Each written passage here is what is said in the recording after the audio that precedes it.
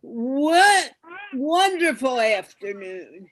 An excellent evening for everyone. Cameron, I remembered. This is Carla from MindPlore with Carla and Friends. And I am here we are here to speak about finding our superpower. And all of us have a superpower, but we may not know what it is. And today we're going to explore how to find it and how to help it grow to its greatest value. And Jeannie, I'm going to let you take over while I get the YouTube link for everyone to share out. Thank you. Okay. It's a great day, everybody. Thanks for joining us. Today's quotes that I pulled out hopefully will help us in this discussion. And I start with, I'm going to finish with that. I'm going to start with Marianne Rodmacher, who's an author and an artist. And she writes, "Find your balance and stand with it. Find your song and sing it out. Find your cadence and let it appear like a dance. Find the questions that only you know how to ask and the answers that you are content to not know." I follow that with Skylar Gray, who's a songwriter. See a trend here? "I discovered that my insecurities and my flaws were things that I actually need to embrace, and I let them become my superpowers." The insecurities and the flaws, very, very interesting. And then this is the best quote because it comes from the great American philosopher, Unknown. And Unknown says, "Common sense is so rare, it should be considered a superpower nowadays." Think about that. I'm not sure who to start with. You've got Neville guffawing and Cameron nodding his head and Jeff going, "Yep, that's true." So let me throw it over to Neville because we haven't seen you in a while. How are you, Grandpa? Thank you very much. So we call you Gramps, Pops, Pop. What do you want us to call you? Well, apparently my wife says I'm Grandpa, but my guess is I'll be called Grumps. So, let's get about that the better. Picture no sound. But yes, good to be back. It's been a while. Happy New Year, everybody. It's still just January. Happy New Year. We're all fine. Jeanne, I'm going to just pick up the last one. You know, common sense is a superpower. The reality of life is it really is a superpower.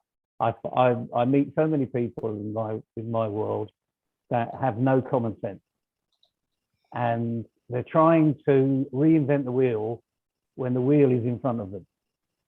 So that's part of finding who you are. You know, your success factor is just realizing a lot of what's out there is common sense. You just got to start making it your common practice, because it's about your practice, not anybody else's.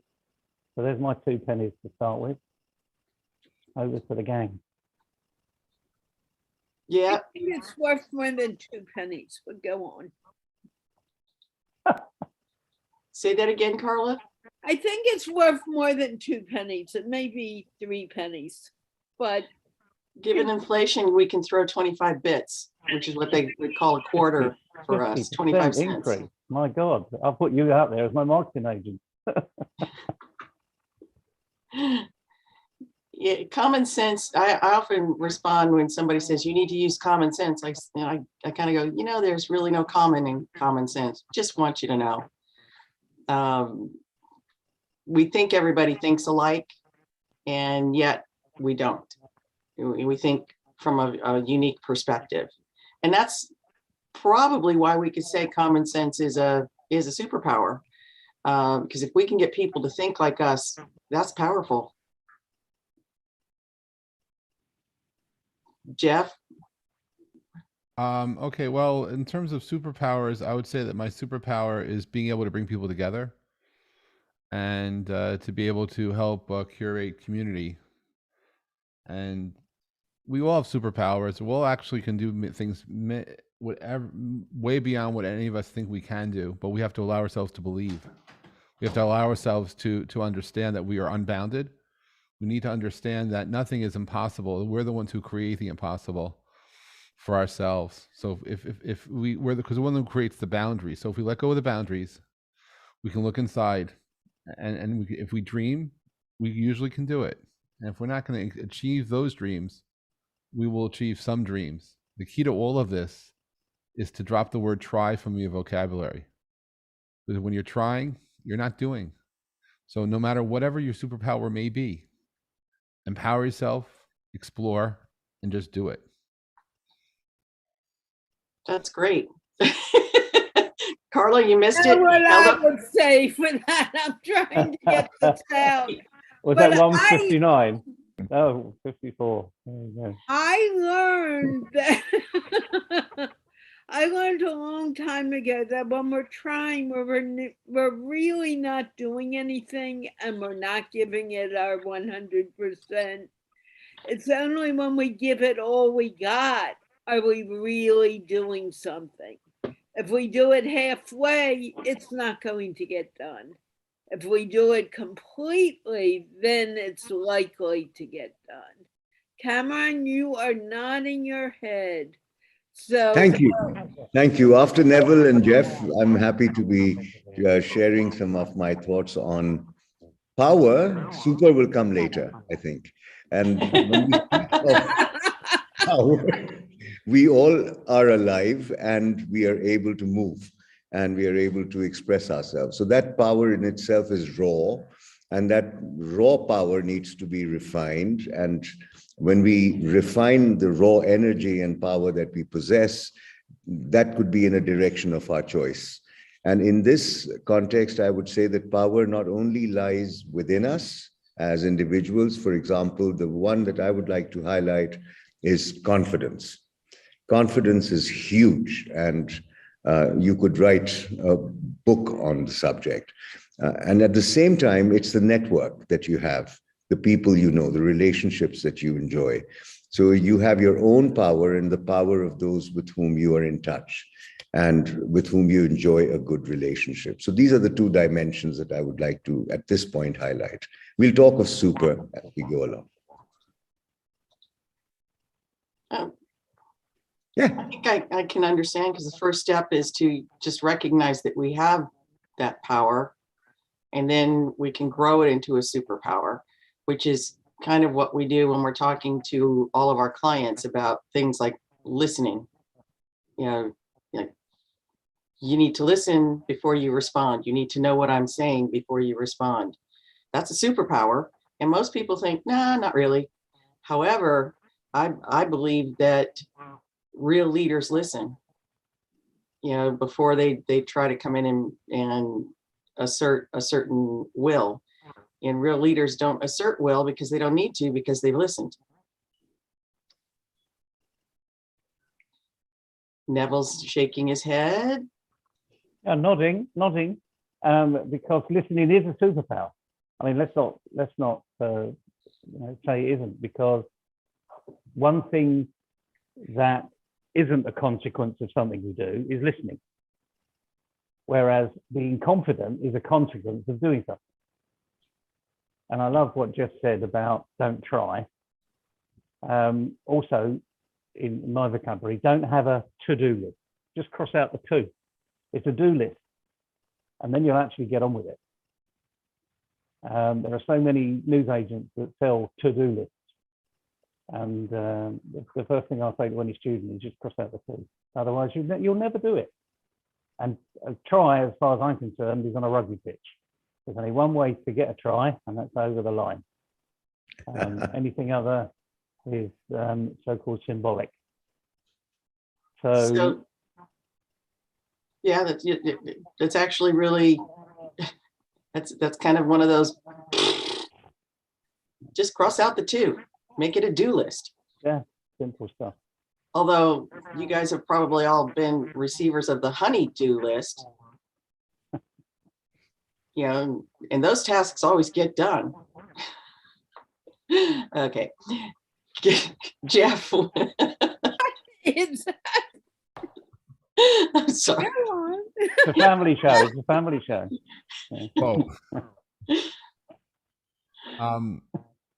I'll just continue as far as finding your superpowers. Once we actually make that,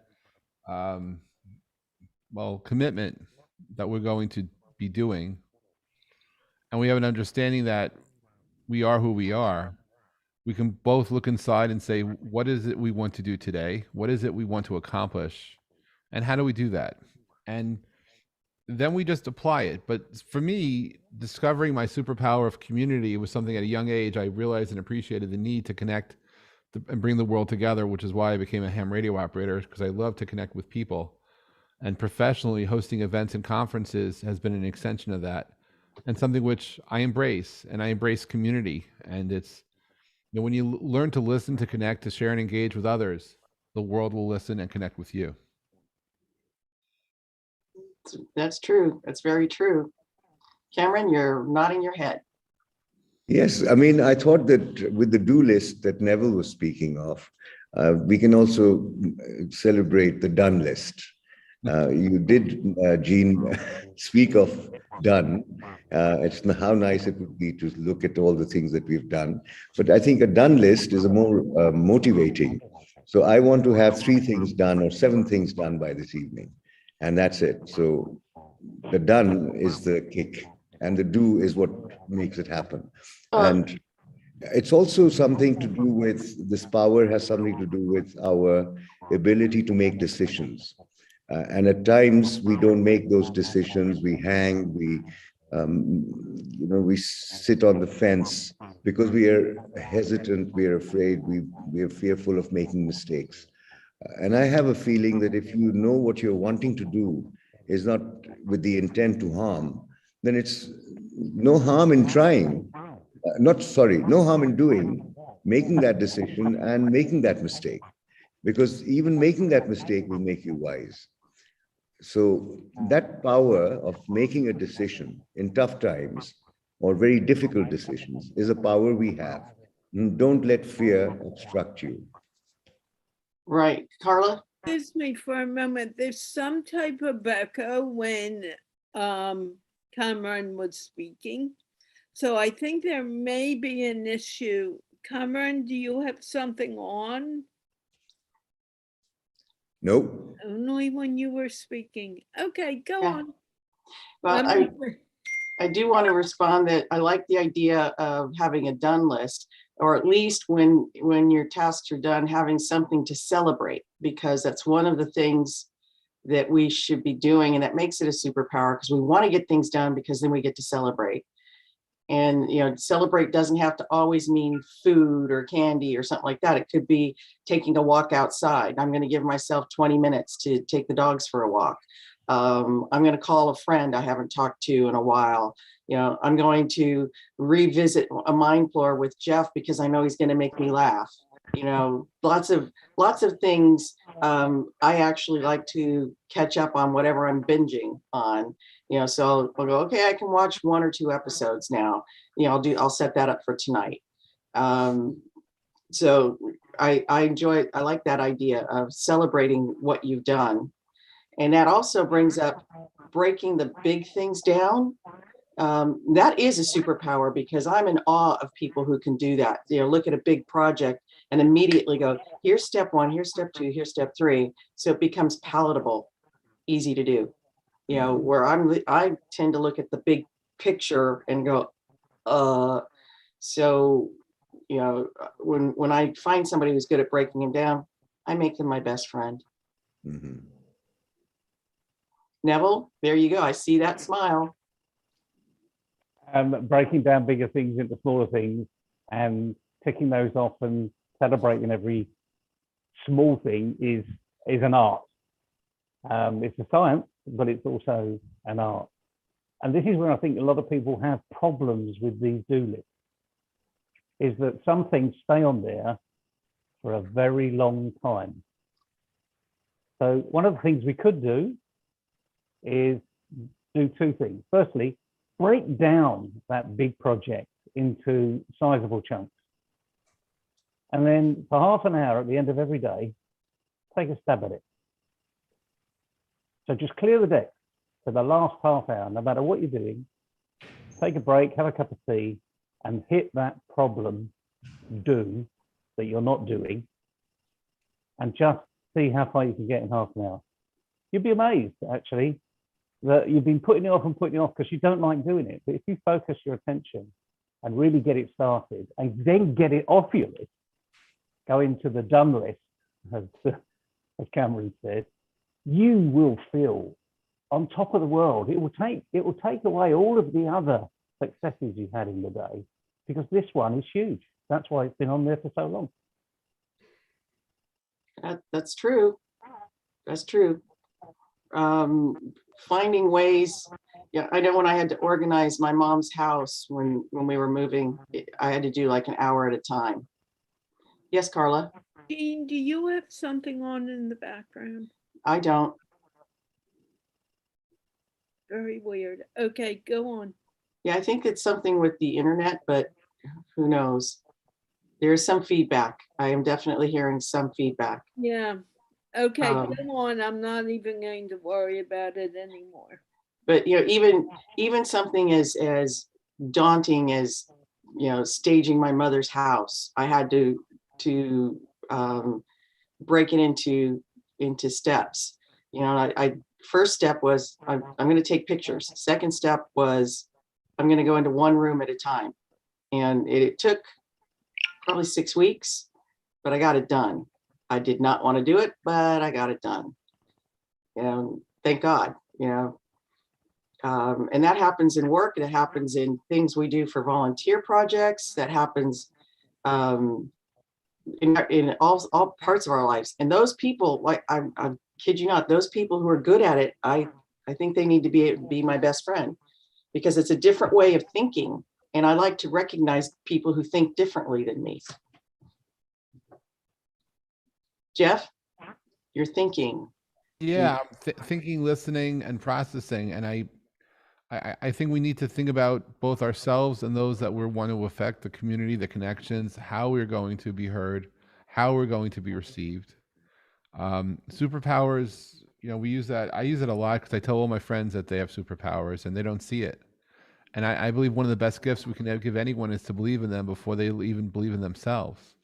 And then when we find their light in these people and we bring it out to light to help give them the confidence that they need to embrace who they're becoming, is incredibly special and incredibly rewarding for those that are giving of ourselves to those. And so, you know, sometimes your superpower is given to you by your family and you don't know it, by your friends, you don't see it. But when you step into your power, it's absolutely magical.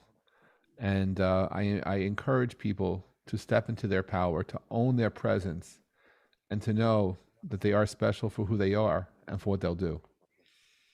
I think that's a very powerful thing that you just said. You know, believing in somebody before they believe in themselves is very powerful, and it helps them see themselves different. I mean, Carla will understand probably, but I'm not sure you guys ever would have experienced this. You know, women are brought up to believe somehow or another that we aren't good enough and we have to do all this stuff to be prettier or to be, you know, more stylish or whatever. And that wreaks havoc on your self-esteem. But when somebody comes up to you and you're having one of those days where you didn't even want to put a brush through your hair, and believe me, we have those days, and they go, you're just radiating today. What's going on? You're like, oh, thank you. Yeah, so that's just a very basic example. Another one might be when you get called in. I remember the first time I handled a crisis. I was called in and I said, we need to do something about this. What do you want to do? And I kind of looked at my boss like, why are you asking me? I had no clue because I never handled a crisis before. And yet I was like, we need to do this. We need to do that. We need to do this. And we implemented it and we handled it.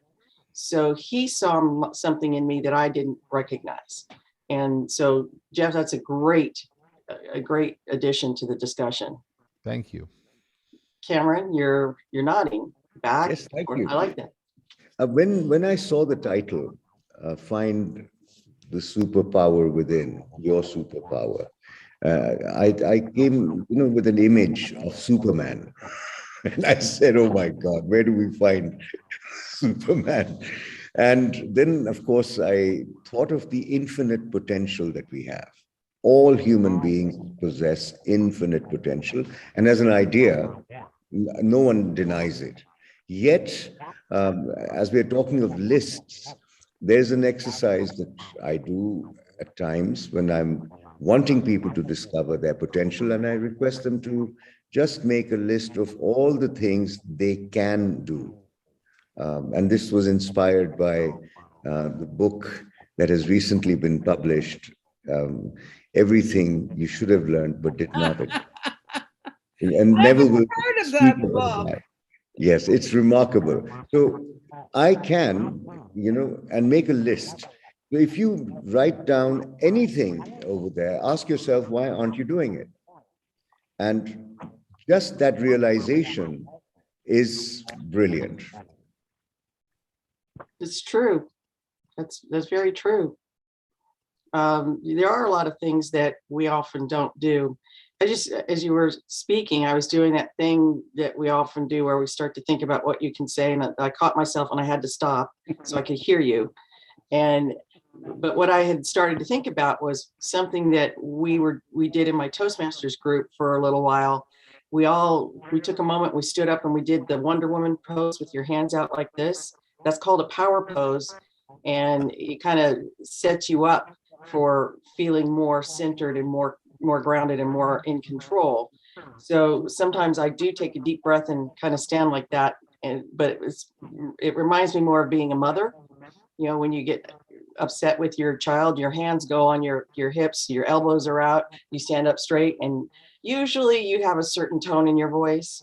Well, that's pretty dang powerful. At least to my son, he said I used to scare him when I did that. And I'd go, yes. And we also we had a joke and say that's another quarter in the therapy jar, but it's just what it is. But there are certain poses that you can do, and that's why I think yoga and Tai Chi and a lot of those kind of practices are really important. The one that I really loved was the one where you're so in control that you can relax. And the example was Obama sitting with his hands back like this in the Oval Office. So it's like, sit back, put your hands like this, and then you just sort of relax. So power poses can be a good superpower. Neville, you're saying, yeah. Well, I'm sorry, I haven't got the vision of Superman being this superpower physically, but there must be something wrong in his brain if he wears his underwear over his pants. But that's a different story, I suppose. That's a and this is where decision. I think exactly, it was all of the time, I suppose. But I think this is, if we think of the people that have got an advantage here, because I always like to think, if we can think of some other people that you're not necessarily connected to that have got a clear advantage, and I always go to athletes, because an athlete has got a personal best. Now, if I were to ask all four of you, what's your personal best? My guess is you probably don't know. You've been there, as you said, Jeanne, when someone says, wow, you're so radiant today, you feel great, so that is you're examining your personal best. Whereas if you don't put the comb through your hair, which is a simple thing, no one's going to say that to you, but you're not at your personal best. And I think this is about knowing and doing, really, because we are what we do. And athletes are very lucky because they do know what their personal best is, whether it's high jump, long jump, triple jump, pole vault, 1,500 meters, or what have you. They know that when they're on the tip of form, they can get their personal best. And even halfway round, they know they're going to beat their personal best, which is a great moment of elation. So what we've got to do, if you're not in the sporting arena, is to find out what your personal best feels like. Because if you can if you know what it feels like, you can remember it. And as Cameron very nicely said, it's all in the book. So there you go. It's not actually just scratching the surface. Someone's going to scratch the surface. With using athletes as an example, there's a reason that we have the meme "practice makes perfect." Yep. you know, And it doesn't. That's your problem. That's unfortunately, that's the salesman's approach, because any practice makes permanent. Ask Say a that again? golfer, any practice makes permanent. Practice makes It's only the okay. right practice makes perfect. That is true. I like that. Practice makes permanent. So the That's question good. is, who's telling you whether it's the right practice? And the key then is, are you listening? Well, So that brings full up circle here. a superpower we haven't talked about yet, and that's perspective. Understanding perspective. You know, we might be talking about the same thing, but from different angles, and we might act like we're arguing, but we're actually saying the same thing because we have different perspectives. You know, there's one of the things that I find in current civil discourse is that we don't allow for different perspectives, and that's not healthy. And so I like to, and this might be one of my superpowers when I'm working with groups, is I always bring up the idea that we're seeing the same thing, but from different angles.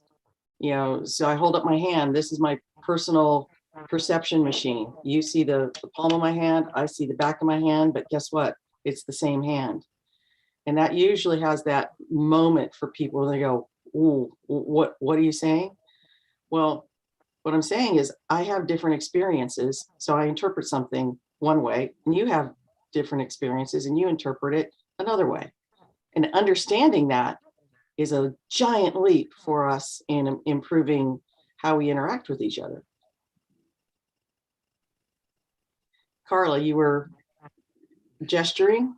It's something that I think about often, because when I'm speaking to people in different languages, or even you, Jeanne, and you speak the same language, sometimes we are saying the same thing, but our perspectives are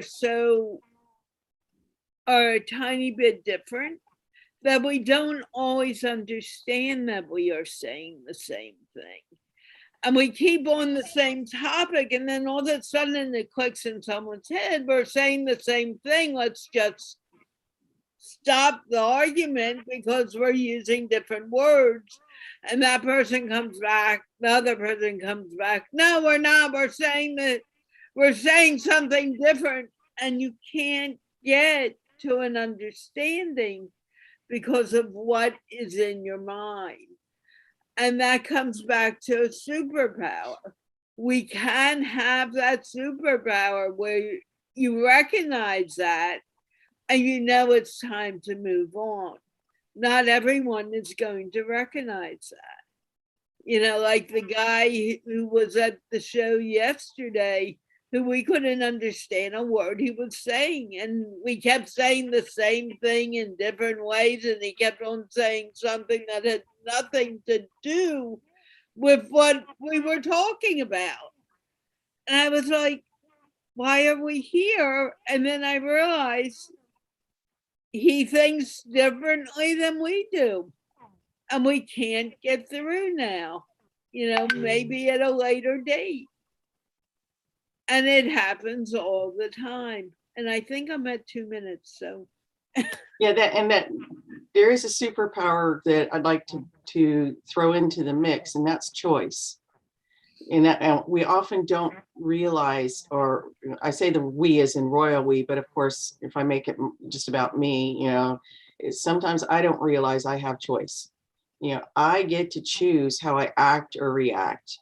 And I've said this before because I think it's very, very powerful. Between the stimulus and the response, you get to choose. And then when that concept finally gelled in my head, that's when I started saying, you get to choose heaven or hell. We can live in heaven here on earth, and we can live in hell here on earth. We can live in peace and deliberate action, or we could live in chaos and, you know, shoot from the hip, you know, emotional reaction. And that's a very powerful superpower when you're in the midst of something that's distressing. How you act becomes critical. And so when you know that you have that choice, You could take a deep breath, you can kind of figure out what's going on and you can respond appropriately, or you could go, ah, and really freak out and make things a little worse. I know I had a incident once driving in San Francisco, and we had must have been a car accident or something. We were all stopped on one of the exit ramps, and we were there for like 10 minutes. And I looked in the mirror, and this person started coming towards my car. He was really angry, and I'm thinking, oh God, I'm going to be in trouble. And I didn't do anything. I'm just stuck in traffic. I took a deep breath, and when he got up close enough and he started to yell, I smiled and kind of took him off, got him off guard. And I went, yeah, isn't this great? San Francisco traffic, just a stupid aside. And that kind of broke a little bit of that tension. I mean, I wasn't in control of the accident. I was 5 cars back. So I don't know why he was coming to my car. But my reaction was to take a deep breath. And that was from practicing choice, practicing awareness of choice. That might be really what the superpower is, the awareness of our choice. Cameron, you're nodding your head.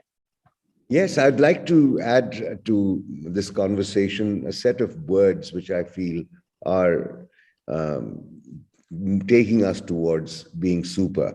Now, if I could be an embodiment of empathy, if I could be an embodiment of compassion, if I could be an embodiment of inspiration, if I could be an embodiment of, forgiveness, of giving and generosity, and in particular, love. Love, I would say, encapsulates all these beautiful gems of words. And each of these words have infinite degrees of, standards. I mean, you could be empathetic at a basic level and at a super advanced level. And likewise with compassion, I think there are degrees that we can touch, and the word super motivates us to do that. So if I'm generous, how generous am I? If I'm empathetic, how empathetic am I? And these words need to be brought to life through our own conduct and our own actions. So words and ideas have changed the world, and they will go on changing the world. And our up close and personal relationship with the word and the set of words that are gifts as such for us is the direction that will take us forward. That's a good set of words. We could do a blog post on this, on the 6 underlying concepts for superpowers. Yeah, probably. They're the engines that'll be more than 6. Yeah. Yeah. What was that, Neville? It'll be more than 6. Oh, many more. Yeah, exactly. Because as Cameron says, you start to break this down, and generosity can be completely different in different contexts. So, the art of a good leader really is being contextual and closing that perception reality gap that's always out there. But so for instance, if you're doing the same thing in a different context, it could be a complete and utter disaster. So you have to think about the context. And this is where I think a lot of people just don't think. They've done it that way before, and they don't think that the context is completely different. And it doesn't work, sadly. I would love to be able to, give a book of, if you do this, then you do this, then you do this. And unfortunately, that book has never been written because it's not got your name on it. As simple as that.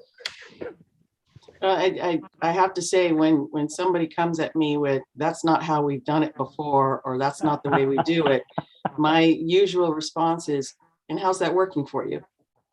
I mean, how are you going to get somebody to think differently about something if you don't question them, right? So Yeah. How's that working for you? Why? Okay, we're here to talk about a problem, and you're telling me you do the same thing the same way.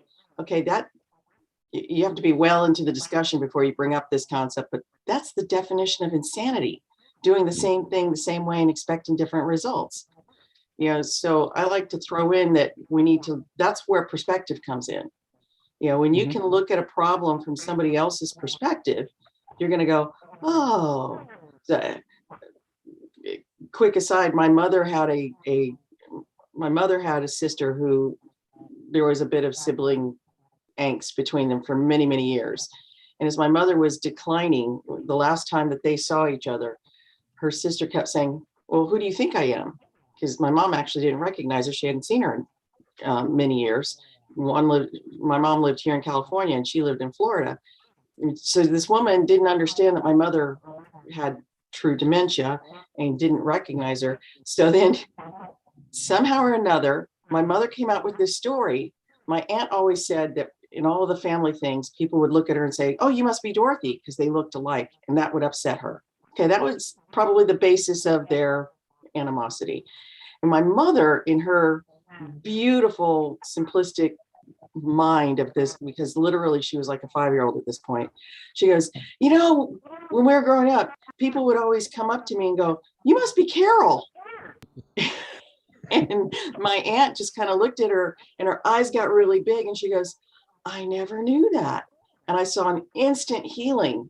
So looking at things from different perspectives is a superpower. Yes. It's beautiful. Yeah. 50 years of wasted time. Yeah. No, I hear you speak, and I just wrote down 3 words in a row that just help amplify what you're talking. I wrote down chance, change, and growth. That you take a chance. Yes. They'll bring upon change. That change will bring you growth. And so when you're examining your superpowers, because I took today's class on life as brought forward by MindPlore, as an opportunity for each of us to look inside and share what are our superpowers, and to encourage everyone who's listening and watching and listening to the reruns to find their own. And so whatever it may be that you find that you resonate with, take a chance on it, change what you're doing to embrace it, and see if that helps you grow. And if it does, you're onto something. And so chance, change, growth.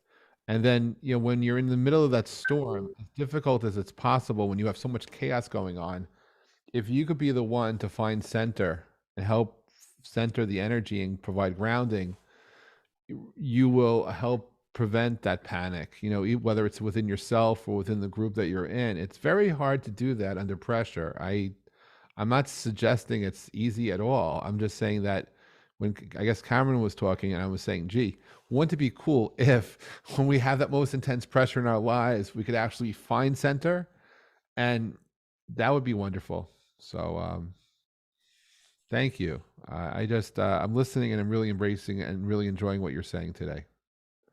All of you. Thank you. Thanks, Jeff. Thank you. That's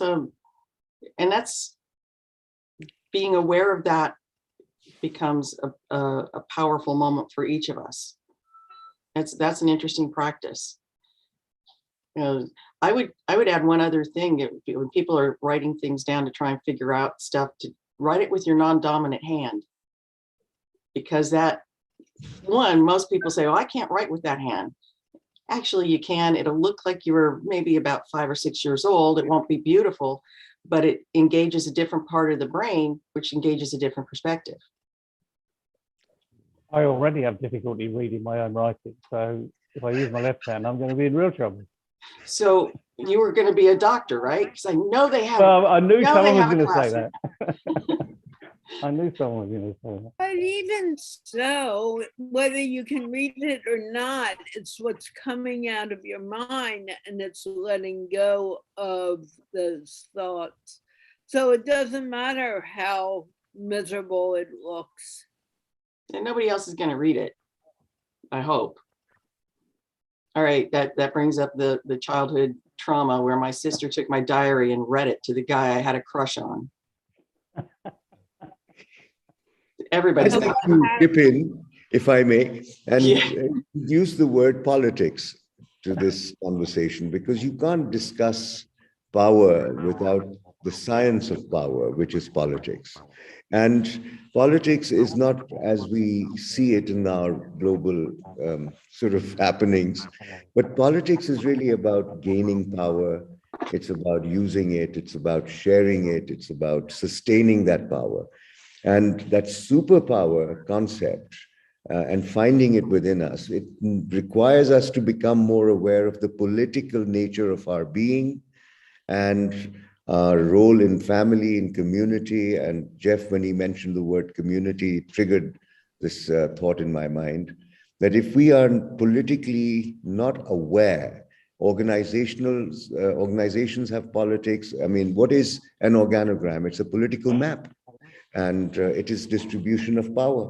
So here, I think the beginnings of getting to a stage of higher power within ourselves is to understand politics, not do a master's degree in it necessarily, but at least to study the subject and get to know it a bit deeper, because we lose power very quickly if we are not aware of where it resides and how to leverage it and how to bring it to bear and how to share it and stuff like that.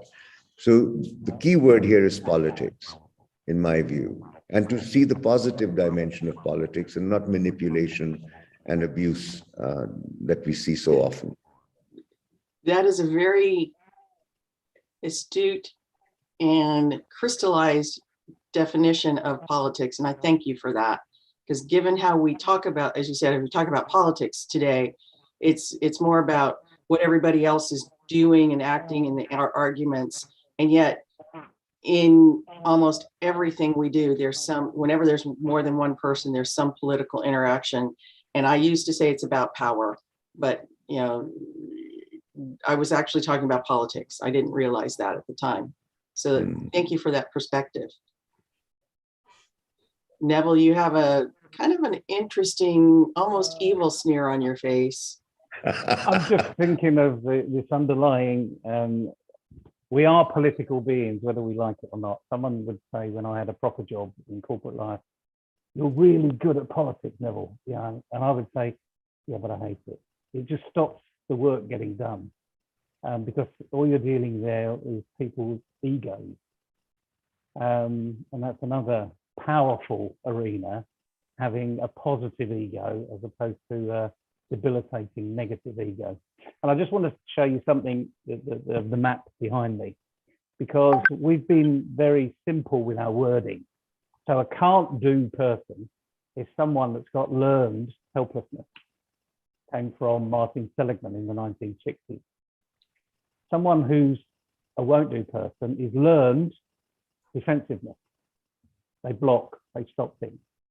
And a can do person is learned powerfulness. And these are all registered trademarks now. But it's not the power of political power or positional power. It's that inner personal power that when you walk into a room, it just exudes confidence into the room. This person walks the right way, talks the right way, shakes hands the right way, and you just feel as though you belong. And it's that inner personal power that you can learn, because, as I said, it's learned powerfulness, which means you've got to unlearn the negative stuff and put in powerfulness. And a lot of that is being more aware of what's going on. Maybe that's politically, but in many respects, with empathy and sympathy and compassion, and to recognize you may know a lot, but there's other people in the room that might know a lot more. Give them a chance and you'll learn something. That's actually great. All those tests we can take about personalities, we really need to do is, are you can do, are you won't do, or you can't do? And that changes how you interact with people. Yeah. And it's not rigged either, because we don't talk about contextual stuff here. We just say, ask a question. Do you supervise people closely? All the time? Not at all. So you're in the spectrum. And it doesn't say what context It's talking about supervision. So that could be at home, could be at work, could be at play, could be with your mates.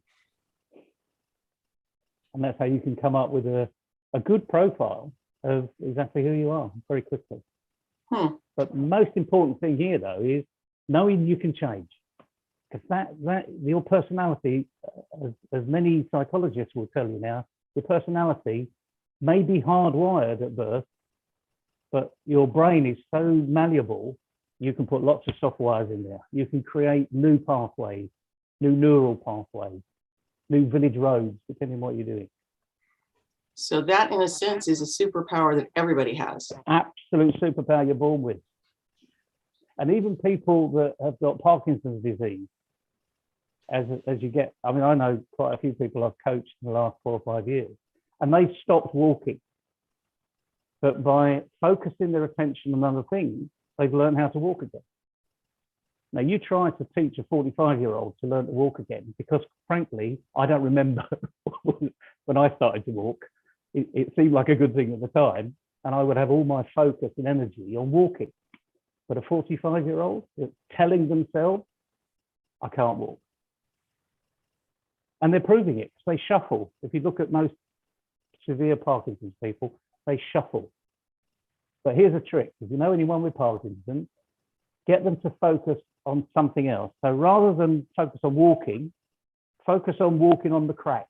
As we did as kids, going down the pavement, you know, where we walked on the cracks, or we didn't walk on the cracks, whatever it was. Or we walked on the red stones as opposed to the white stones. Hopscotch, for instance. And believe it or not, in a matter of hours, they're walking, because they're not thinking about walking. They're thinking about walking on something else. So it makes a lot of sense. And it's simple. Yeah. I remember singing, as a kid, singing Step on a Crack, Break Your Mother's Back. And my mother would go, stop, stop. And that's a good one, because if you can bring something else in as well, you can bring a rhyme in, that's even more distraction of the brain, and you're not focusing on walking at all. And believe you me, you know, I've got some people on Facebook, a guy called Gary Sharp, who did all this with me about 5 years ago.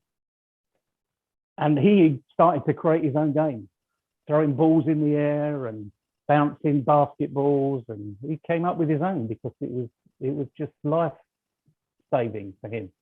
Not only could walk, but he could do so many other things. So yeah, I mean, it's the brain is really, really powerful, and we don't tap into it enough. Jeff, you're. Yeah, I was just thinking about what was said, and I call it life's training wheels. If you think about it, if you had the opportunity to learn to ride a bicycle, there were training wheels. But one day you're riding and you don't need them anymore, and you don't realize it because you found that balance, right? And so our brain does get wired dynamically, and sometimes people put training wheels on us and we don't need it. Sometimes we could take it off ourselves, but when we're able to ride without holding on and we're still going straight and getting to our destination, it's pretty amazing.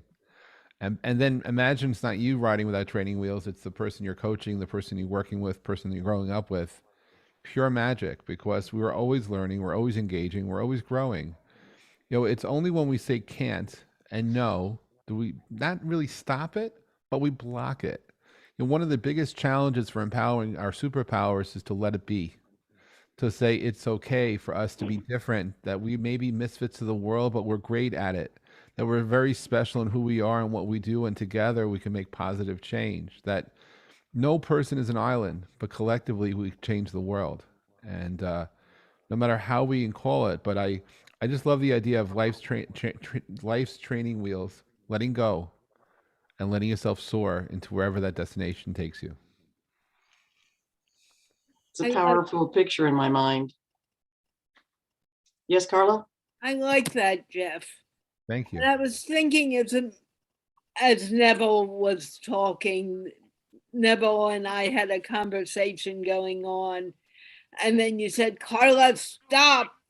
It's not good for you. And I realized, right then I realized what I was doing. We tend to often think this is not going to work, or we think in that way. And when we think about that way, we're right, it is not going to work. We need to think from our, I hate to say happy place, but from our happy place, what we want to happen, and focus on making it happen. Because we can't make it happen from the place that we're thinking, oh, it ain't going to happen. You're absolutely right. It is not going to happen. So we may have a superpower, and we may not recognize that we have a superpower, but it's there anyway. And why not focus on what we want to happen instead of what is not happening right now? There is an exercise that I would suggest if you find yourself in that spot, in that place. And I've named that voice in my head that always says things like, that's not going to work, or who do you think you are? And, with all due respect and love, I call it Dad, because my dad used to say things like that. And it took me many years to realize my dad said things like that to protect me in that moment in time. But we hold on to it. So 20, 30 years later, it's still driving us.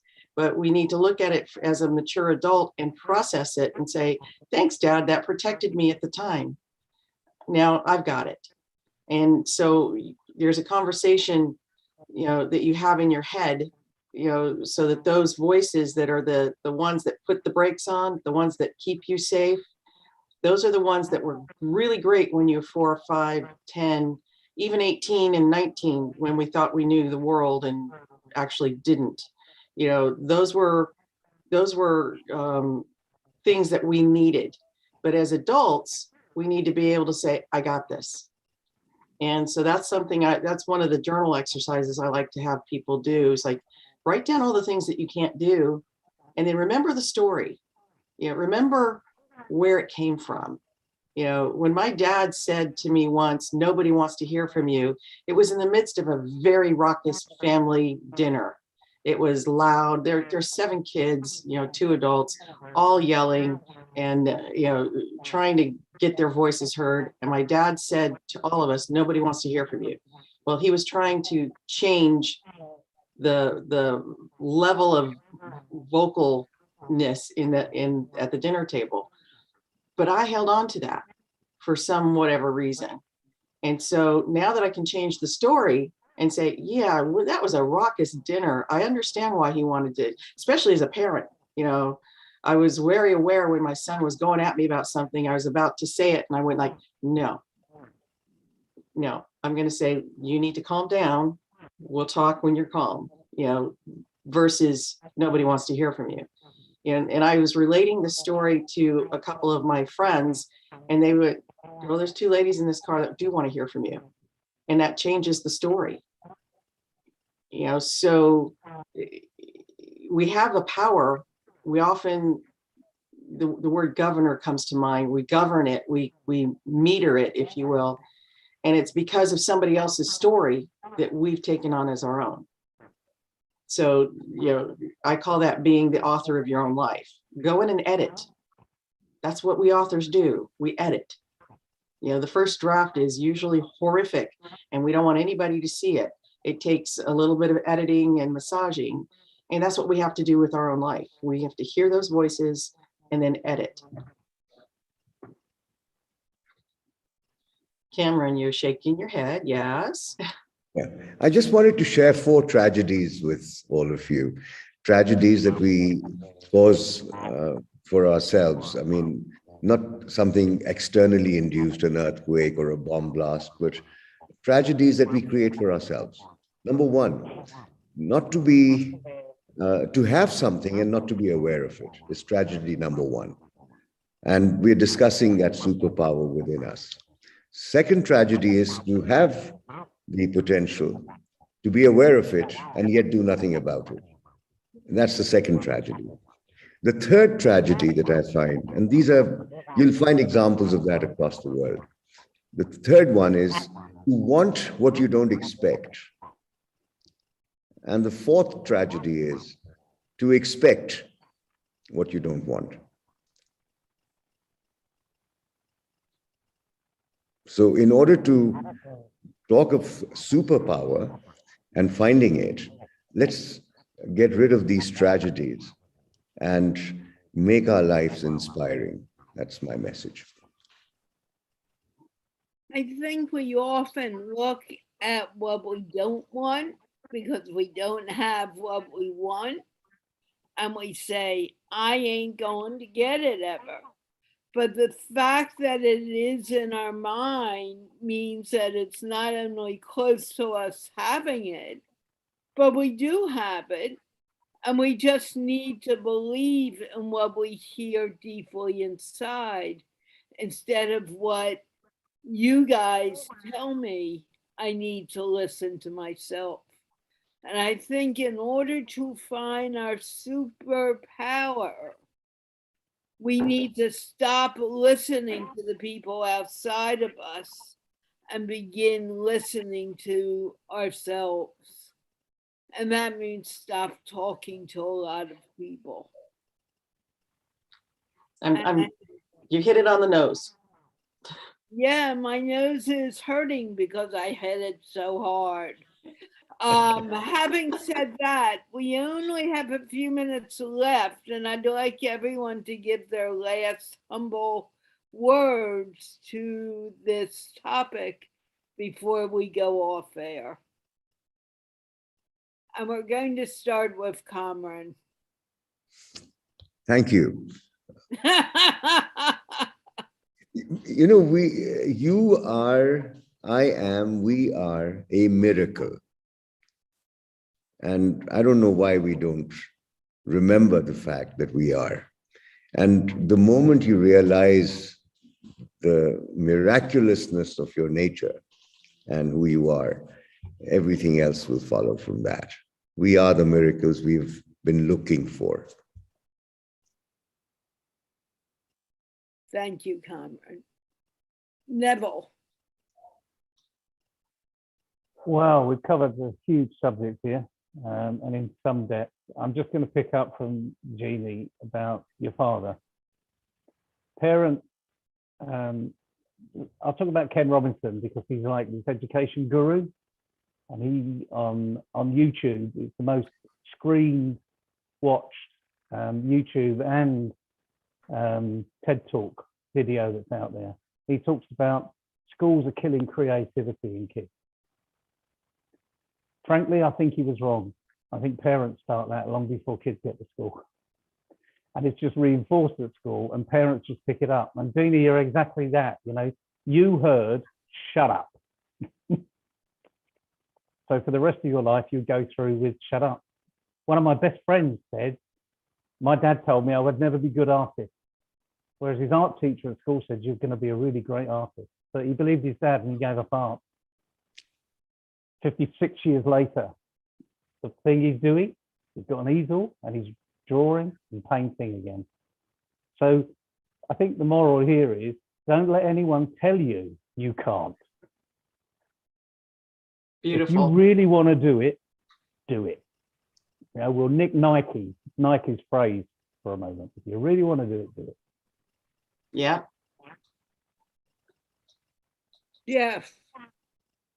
So when it comes to finding your superpower, understand first that you are super, that you are loved, that you are light, that you have the ability to help change and contribute to the world around you and your own world. Though sometimes you have to look inside to look outside, but when you do, you can see the world through your eyes and understand that anything becomes possible. Believe in who you are, believe in what you do, and you are super already. Find someone to believe in, you're extending your superpowers to yet someone else. And in the end, it's not what you can't do. It's what you will do and what you can do that matters. Just understand that, and you are super, because you are light, and you are that light that helps bring the world together. Thank you. You're welcome. Jeanne. I like to always remind myself that the only constant in the world is change, and we get to harness that change by focusing on our own strengths and our own gifts. And when we can cut through the clutter that is in our minds or is around us, we can get to that still small spark that each of us has and really focus.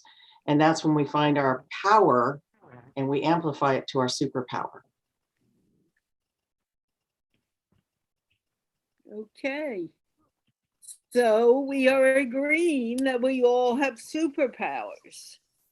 And we are all agreeing that those superpowers are hidden within us and not from the people who say you cannot do, we can do. And let's make that decision to do what our dreams tell us to do and not what the world outside us, even our very, very closest friends, tell us to do. And it is time to end, but I see that Jeannie wants to throw something in. So this came from a long time ago. I saw somebody say, you must decant yourself, take the can't out. So I wanted to share with Neville, because as he does his MindFit map, what he needs is a picture or a real life decanter. Okay, fill it with some really I just fill it with wine, Jeannie. Exactly. I mean, and then you say, you need to decant yourself. Sounds good. Just needed to share that, Carla. I think the word not needs to come out of our vocabulary completely and out of the dictionary. And when it does, then we will be able to move on with what is, which is the real reality. Now, Jeannie, I know that I'm supposed to say something, but I'm forgetting what for some weird reason.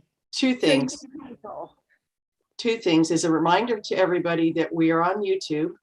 Please like, comment, and if you feel like it, please subscribe.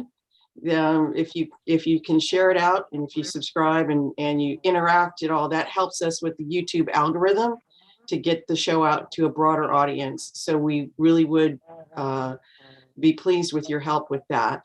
And second is Carla has set up a Patreon page for the Giggle Lady, and that's to help her defray the costs of all the shows that she does. MindPlore being one, Learn English by Speaking English, and she does a number of other things digitally. So she has a raffle going on right now. Anybody who donates $5 or more, their name goes into a hat, and then once a week she pulls out one of those names of the supporters, and they get a half-hour session with Carla online. So that's a very valuable time for you. And so I would encourage you to check out the Giggle Lady on Patreon. Right, patreon.com/Giggle Lady. Take the out of there. Okay. With that, we are going to close the show, which I know Kamran needs me to do. And we will see you next week with a new topic and a new way to explore our minds. Can we wave goodbye, people? Bye, everyone. Bye.